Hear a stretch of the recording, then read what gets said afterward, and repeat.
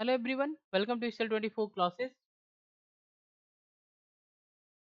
तो आज की जो हमारी टॉपिक्स है if else if statement in C language. तो आज हम लोग यहाँ पे सीखने वाले हैं if else if statement C language के अंदर क्या होते हैं, किस तरीके से यूज किया जाता है, क्या इसका सिंटैक्स है और किस सिचुएशन के अंदर हम इस स्टेटमेंट को यूज करते हैं।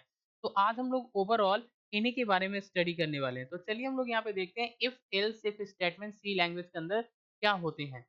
तो यहाँ पे सी प्रोग्रामिंग लैंग्वेज के अंदर हम लोग यहाँ पे इफ एल्सिफ स्टेटमेंट को यूज कर सकते हैं। ये तब हम यूज करते हैं जब हमारे पास मोर देन वन कंडीशंस आते हैं, जब हमारे पास एक से अधिक कंडीशन आते हैं प्रोग्राम के अंदर, तब हम लोग यहाँ पे इफ एल्सिफ स्टेटमेंट का यूज करते हैं। ठीक है। अब यहाँ पे क्या है, अगर पहली फर्स्ट वाली कंडीशन आपकी अगर फॉल्स हो गई तो क्या होता है, सेकेंड कंडीशन आपका एग्जीक्यूट होता है। अगर सेकेंड कंडीशन भी फॉल्स हो गई तो हमारा क्या होता है, थर्ड कंडीशन जो होता है वो एग्जीक्यूट होता है। यानी कि हमारे पास जितने भी कंडीशंस होते हैं उन सारे कंडीशन में से केवल आपका एक कंडीशन ही एग्जीक्यूट होगा एट ए टाइम, बाकी सब जो होंगे वो आपके क्या होंगे, फॉल्स हो जाएंगे। तो इस सिचुएशन के अंदर जब हमारे पास मोर देन वन कंडीशंस आते हैं कोड के अंदर, तब हम लोग यहाँ पे इफ एल्सिफ स्टेटमेंट का यूज करते हैं। इसका क्या सिंटेक्स होता है ये हम लोग यहाँ पे देखते हैं। तो इसका जो इफ एल्स इफ का जो सिंटेक्स होता है वो इस तरीके से होता है कुछ। जब आप कोड के अंदर टाइप करेंगे तो सबसे पहले आप लिखेंगे इफ के अंदर आपको यहाँ पे कंडीशन देना है, कंडीशन फर्स्ट। अगर ये कंडीशन आपका दो चीज होता है, अगर ये कंडीशन ट्रू होगा तो यहाँ पे हम इंटर करते हैं और इस स्टेटमेंट को एग्जीक्यूट करेंगे। यहाँ पे दी गई जो भी आपकी वैल्यू होगी वो प्रिंट होगा। कब होगा, जब ये कंडीशन आपका ट्रू होगा। अगर ये कंडीशन फॉल्स हो जाएगा तो हम क्या करेंगे, इससे बाहर आ जाते हैं, यानी इस इफ कंडीशन से बाहर आ जाते हैं। ये हमारा फॉल्स के केस में होता है, फॉल्स के केस में होता है। लेकिन जब ये कंडीशन ट्रू हो गया तो हम यहाँ पे आ जाएंगे। जैसे हम फॉल्स होगा तो इससे बाहर आएंगे तो हम यहाँ पे आ जाते हैं।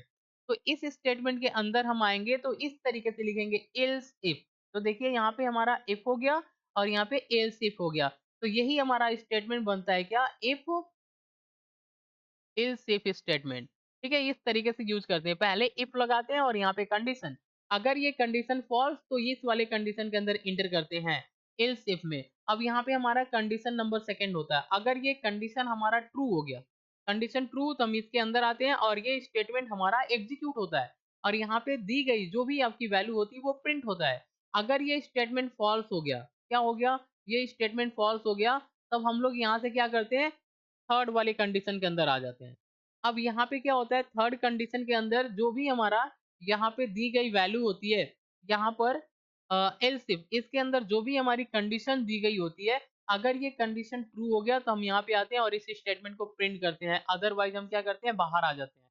तो कुछ इस तरीके से हमको क्या करना होता है, अपने कोड के अंदर इफ एल्स इफ स्टेटमेंट को यूज करना होता है। तो सबसे पहले लिखते हैं इफ और फिर लिखते हैं एल्स इफ स्टेटमेंट। ठीक है, फिर लिखते हैं एल्स इफ स्टेटमेंट और यहाँ पे आपके ब्रेस के अंदर यहाँ पे हम लोग कंडीशन देते हैं और फिर यहाँ पे स्टेटमेंट देते हैं। तो किस इस तरीके से हमको क्या करना होता है, इफ एल्स इफ स्टेटमेंट को सी की कोड के अंदर यूज करना होता है। तो ध्यान से देखें, सबसे पहले इफ लिखते हैं, कंडीशन, करली ब्रैकेट और फिर यहाँ पे स्टेटमेंट। फिर हमारा एल्स इफ होता है, सेकंड कंडीशन, करली ब्रैकेट, स्टेटमेंट। फिर हमारा एल्स इफ होता है, थर्ड कंडीशन, करली ब्रैकेट, फिर स्टेटमेंट। ऐसे हम जितनी बार चाहे उतनी बार इफ एल्स को यूज कर सकते हैं सी की कोड के अंदर। ठीक है। चलिए एक प्रॉब्लम्स लेते हैं, एक क्वेश्चन लेते हैं ताकि हम इसको अच्छे से समझ पाए। तो यहाँ पे हमारे पास एक क्वेश्चन है, इसको हम सिंप्लीफाई करेंगे तो हम इसको अच्छे से समझ पाएँगे कि ये किस तरीके से आपका काम करता है। तो हमारे पास एक क्वेश्चन क्या है, write a program in C to print the grade of marks scored by student in an exam. अब देखिए यहाँ पे हमको क्या करना है, एक स्टूडेंट है जो किसी एग्जाम के अंदर वो बैठा हुआ है, उसने एग्जामिनेशन दिया है। अब उस एग्जाम के अंदर वो कितना नंबर गेन किया किया हुआ है, उसके अकॉर्डिंग आपको करना क्या है, ग्रेड प्रिंट करना है। तो यहाँ पे इसके लिए आपको कोड करना है। तो यहाँ पे ग्रेडिंग जो होगी, या तो एस ग्रेड हो सकता है, एस ग्रेड, या तो आपका ए ग्रेड हो सकता है, या आपका बी ग्रेड हो सकता है, या आपका सी ग्रेड हो सकता है, या डी ग्रेड हो सकता है, या आपका एफ ग्रेड जो हो सकता है, जो जहाँ पे आपका स्टूडेंट फेल हो जाएगा। तो ये कुछ आपकी ग्रेडिंग सिस्टम होती है जो आपके रिजल्ट के अंदर आपको देना होता है। तो आपको यहाँ पे एक कोड लिखना है कि एक स्टूडेंट एग्जाम में बैठता है तो वो जितना भी नंबर पाया है उसके अकॉर्डिंग आपको ग्रेड सेट करना है। तो इसके लिए आपकी कोडिंग लिखनी है। तो हम कैसे लिखेंगे? तो सबसे पहले हमको लिखना होगा hash include studio dot H, पहली हेडर फाइल, ये हमारी दूसरी हेडर फाइल हो जाएगी। इसके बाद हमको यहाँ पे वॉइड मेन मेथड लगा लेते हैं, यहाँ पे कर्ली ब्रैकेट मेन मेथड का ये बॉडी है। इसके अंदर आते हैं तो हमको एक एक वेरिएबल की ज़रूरत पड़ेगी जहाँ पे हमको मार्क्स को एंटर कराना होगा। तो हम लिखेंगे इंट मार्क्स, मार्क्स हमारा क्या है? एक वेरिएबल है, समझ में आया? और इसके अंदर हमारा क्या होगा? वो मार्क्स स्टोर होगा जो स्टूडेंट एग्ज़ाम में गेन करेगा। तो अब हमने क्या किया? एक वेरिएबल बना लिया। अब हमको क्या करना है? लिखना है प्रिंटफ एंटर योर मार्क्स। तो अब यहाँ पे जैसे हम रन कराएँगे तो सबसे पहले ये कंप्यूटर के स्क्रीन पे डिस्प्ले होगा एंटर योर मार्क्स। अब यहाँ पे स्टूडेंट जो है जो भी मार्क्स एंटर करेगा उसको हमको मार्क्स के अंदर रखना है, तो हम लिखेंगे स्कैनफ, डबल कोटेशन के अंदर लिखेंगे परसेंट डी, कामा करना है और यहाँ पे एंड मार्क्स लिखना है। तो ये स्टेटमेंट हमारा क्या करता है? स्कैनफ जो हमारा फंक्शन होता है ये क्या करता है? जो भी ये स्टूडेंट नंबर एंटर करेगा उस नंबर को, जैसे मान लीजिए 56 मार्क्स उसने एंटर कराया, तो इस मार्क्स को स्कैन करेगा, स्कैन करके यहाँ पे मार्क्स के अंदर इस वेरिएबल के अंदर ये स्टोर कर देगा, यानी 56 जो होगा वो इस वेरिएबल के अंदर स्टोर हो जाएगा। ये तब होगा जब ये स्कैनफ हमारा स्टेटमेंट जो है वो चलेगा, ठीक है? अब हमको क्या करना है? अब हमको यहाँ पे चेक करना है कि ये जो नंबर है वो आपका किस ग्रेड के लायक है। तब हम लिखेंगे यहाँ पे इफ मार्क्स ग्रेटर 85, अगर हमने यहाँ पे लिखा कि जो भी मार्क्स होगा वो 85 से अधिक होगा यानी कि बड़ा होगा, एंड का मतलब और, एंड मार्क्स जो होगा वो 100 से छोटा या इक्वल होगा। अगर इस क्राइटेरिया के अंदर स्टूडेंट का नंबर आ रहा है, जैसे मान लीजिए यहाँ पे 86 आ गया या आपका 100 आ गया, ये नंबर आपने क्या किया? स्टूडेंट ने गेन किया है, तो उसको कौन-सा ग्रेड देना है? तो हम यहाँ पे कर्ली ब्रैकेट लगाएँगे और लिखेंगे printf you scored A grade, यानी कि उसने क्या किया है? ए ग्रेड स्कोर किया है एग्ज़ाम के अंदर। तो इस तरीके से हमको क्या करना है? ये कंडीशन है हमारी, कंडीशन, अगर ये कंडीशन ट्रू होगी तब ये ग्रेड आपका प्रिंट होगा। तो इसके लिए हम यहाँ कर्ली ब्रैकेट ओपन करते हैं फिर क्लोज़ कर देते हैं। अब हमारे पास नेक्स्ट कंडीशन, अगर ये आपका स्टूडेंट ने इस नंबर 86 और 100 के बीच में नंबर गेन नहीं किया है, कोई और नंबर गेन किया है, तो इसके लिए हम क्या करेंगे? फिर से लिखेंगे एल्स इफ, इसका मतलब क्या है? अगर ये कंडीशन ट्रू हुआ तो ये तो प्रिंट हो जाएगा। अगर ये कंडीशन हमारा फॉल्स होता है तो हम यहाँ पे आ जाते हैं। तो यहाँ पे क्या होता है? एल्स इफ, नहीं तो, इसका क्या मतलब होता है? नहीं तो ये नंबर अगर गेन करता है, हमने यहाँ पे लिखा है क्या है? अगर वो मार्क्स आपका 60 से एबव हो, कितना हो? 60 से एबव हो और 85 से छोटा या बराबर हो। अगर इस क्राइटेरिया के अंदर अगर नंबर वो गेन करता है तो उसको क्या करना है? बी ग्रेड देना है। तो हम कर्ली ब्रैकेट लगाएँगे और लिखेंगे printf you scored B grade, ठीक है? तो इस तरीके से आपको क्या करना है? यहाँ पे राइट करना है। अगर ये कंडीशन फॉल्स होगा तो ये स्टेटमेंट एग्ज़ीक्यूट होगा और यहाँ पर ये आंसर आएगा। अगर ये भी कंडीशन हमारा फॉल्स हो गया, सेकंड कंडीशन हमारा फॉल्स हो गया, तब हम क्या करते हैं? यहाँ से इस वाले स्टेटमेंट के अंदर आते हैं। तो हमने यहाँ पे लिखा क्या? एल्स इफ मार्क्स अगर 40 से एबव हो और या तो, इसका मतलब क्या है? या तो मार्क्स आपका 60 या 60 के बराबर या 60 से छोटा हो। अगर इस क्राइटेरिया के अंदर वो मार्क्स पा रहा है, तो उसको कौन-सा ग्रेड दिया जाए? तो सी ग्रेड। तो कर्ली ब्रैकेट के अंदर लिखेंगे printf you scored C grade, ठीक है? फिर कर्ली ब्रैकेट क्लोज़। अगर ये भी हमारा कंडीशन फॉल्स हो जाता है, तो हम क्या करते हैं? यहाँ से इस वाले स्टेटमेंट के अंदर आते हैं। अब हमने यहाँ पे दिखा कि 30 से एबव हो या 40 के इक्वल या 40 से कम नंबर हो। अगर इस सिचुएशन के अंदर कोई स्टूडेंट नंबर पाता है, तो उसको क्या करना है? डी ग्रेड देना है। क्या देना है? उसको डी ग्रेड। तो आप कर्ली ब्रैकेट में लिखेंगे printf you score D grade.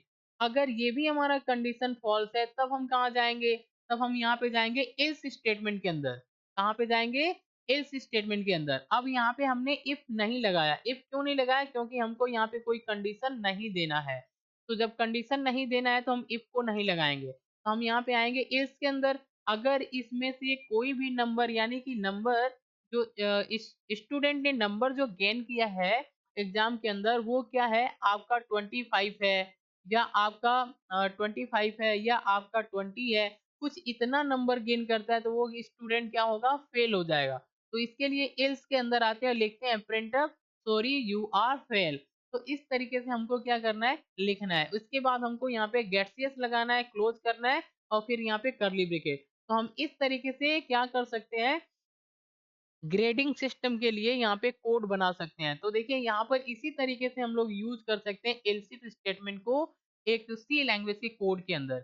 अब हम इसको रन करा के आपको दिखा रहे हैं। तो सबसे पहले आपको करना क्या है, आपको Turbo C plus plus open करना है अपने सिस्टम के अंदर। तो यहाँ पे हमने क्या किया, turbo C plus plus open किया। अब यहाँ पे देखिए ध्यान से, आपको इस तरीके से लिखना है hash include studio dot H conio dot H void main आपको लगा लेना है। यहाँ पे इंट मार्क्स, हमने मार्क्स एक इंटीजर टाइप की एक वेरिएबल बनाया। ये CLR SCR clear screen method को यूज कर लिया, ये स्क्रीन को क्लियर करता है। यहाँ पे मैसेज प्रिंट कर लिया। अब यहाँ पे जब भी यूजर एंटर करेगा नंबर, उस नंबर को इस मार्क्स के अंदर स्कैन करके स्टोर कर लेंगे। अब हम चेक करेंगे क्या वो 85 या 100 के बीच में है, अगर है तो ए ग्रेड देना है। अगर इससे 65 और 85 के बीच में है तो क्या देना है, बी ग्रेड देना है। 55 और 65 के बीच में है तो क्या देना है, सी ग्रेड देना है। अगर 45 और 55 के बीच में नंबर पा रहा है तो उसको क्या देना है, डी ग्रेड देना है। अदरवाइज उसको क्या करना है, फेल कर देना है। फेल कर देना, तो इसके लिए हमने क्या लिखा है यहाँ पे, else sorry you fail. Okay, तो यहाँ पे आपको क्या करना है, you are fail in the exam, इस तरीके से आपको यहाँ पे क्या करना है, लिखना है। उसके बाद गेटसीएस हम यहाँ पे लगाएंगे, क्लोज कर देंगे और फिर यहाँ पे करली ब्रैकेट। तो कुछ इस तरीके से हमको कोड को राइट करना है if else if else if statement का यूज करके। अब हमको क्या करना है, इसको रन कराना है। तो हम सिंपली यहाँ पे रन पे क्लिक करेंगे और रन कराएंगे। देखिए जैसे हम रन कराते हैं तो यहाँ पे हमारे स्क्रीन पे एक मैसेज आता है, enter the marks of student. तो हम यहाँ पे नंबर एंटर कराते हैं। जैसे मान लीजिए कि स्टूडेंट ने 87 नंबर गेन किए, तो ये आपका किस ग्रेड में जाएगा, ए ग्रेड में। तो देखिए यहाँ पे आया यू स्कोर्ड ए ग्रेड। अगर मान लीजिए नेक्स्ट टाइम हम इसको रन कराते हैं, अगर स्टूडेंट ने यहाँ पर 25 नंबर गेन किया तो क्या होगा, फेल हो जाएगा। तो you are fail in the exam. तो इस तरीके से हम लोग क्या कर सकते हैं, यहाँ पर एक कोड लिख सकते हैं इफ एल्सिफ स्टेटमेंट का यूज करके सी लैंग्वेज के अंदर। तो आई होप आपको समझ में आया। आज के लिए बस इतना ही। Thanks for watching. अगर ये वीडियो इन्फॉर्मेटिव लग रही है तो चैनल को सब्सक्राइब करिए एंड शेयर करिए। Thanks for watching.